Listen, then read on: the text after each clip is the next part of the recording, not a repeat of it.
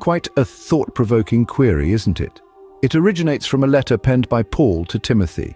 In this correspondence, Paul stated that he didn't allow women to teach or have authority over men, but rather to be in quietness.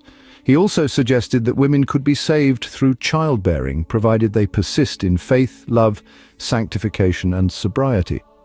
This question, seemingly odd, has sparked intriguing conversations and interpretations. In his letter to Timothy, Paul penned a statement that has been the subject of much speculation.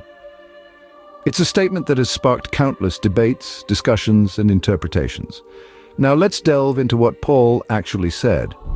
Paul begins by stating that women should not teach or have authority over men, but rather they should be in quietness. This is not a statement of superiority or inferiority, but rather it is a reflection of the roles that were established at the beginning of time.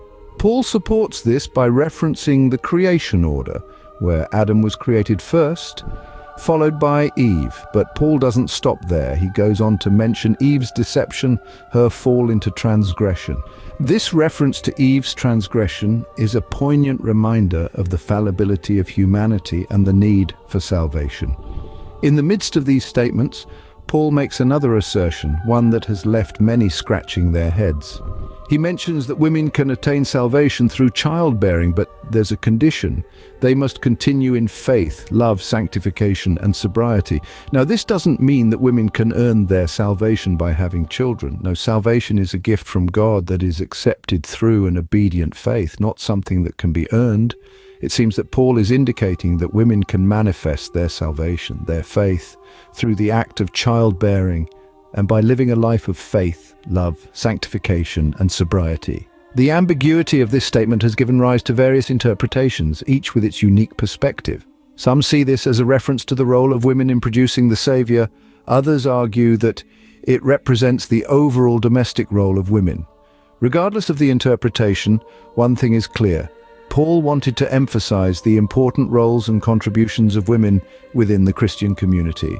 One interpretation sees this statement as an acknowledgement of women's role in bringing forth the Savior into the world. This view takes Paul's words in a direct and literal sense, suggesting that women, through the act of childbearing, have played a crucial role in the divine plan of salvation. Consider Mary, for instance.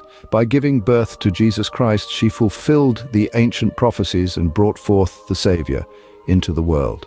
This act, in and of itself, is a remarkable testament to the spiritual significance of women's role in childbearing.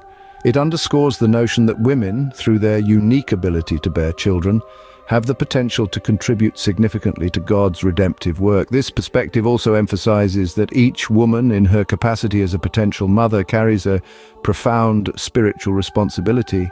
It is through this lens that we can appreciate the depth of Paul's statement, viewing it not as a limitation, but as a recognition of the sacred duty bestowed upon women. This interpretation underscores the importance of women's contributions in the divine plan of salvation. Another interpretation views Paul's statement as a reference to the overall domestic role of women. This perspective takes a broader view of the apostle's words, extending beyond childbirth to encompass the entirety of a woman's role within the home and family. In this interpretation, the statement about women being saved through childbearing is seen as symbolic of the many ways women contribute to the spiritual well-being of their families. From nurturing young minds to instilling values of faith, love, sanctification, and sobriety, women play a crucial role in shaping the Christian character of their households. This interpretation underscores the immense value of the domestic duties women undertake. It's not just about physical childbearing, it's about the spiritual nurturing and moral education that women provide within their homes. Whether they are teaching their children to pray, guiding them through biblical teachings, or simply modeling Christian virtues in their daily lives, women serve as the bedrock of faith within the family. Their contribution, therefore, extends far beyond the act of childbirth. They are the spiritual architects of their households, shaping and guiding the faith journey of their families. This interpretation reinforces the significance of women's roles in fostering faith and love within the household. Paul's statement in his letter to Timothy has sparked intriguing discussions. We've delved into the heart of this discourse today, unpacking Paul's words and exploring two main interpretations. Firstly, the Saviour's birth interpretation, suggesting childbearing's role in bringing forth the Messiah. Secondly, the domestic role interpretation, symbolizing women's overall domestic contributions. These interpretations, while differing, highlight the vital contributions of women in the grand narrative of Christian faith and salvation.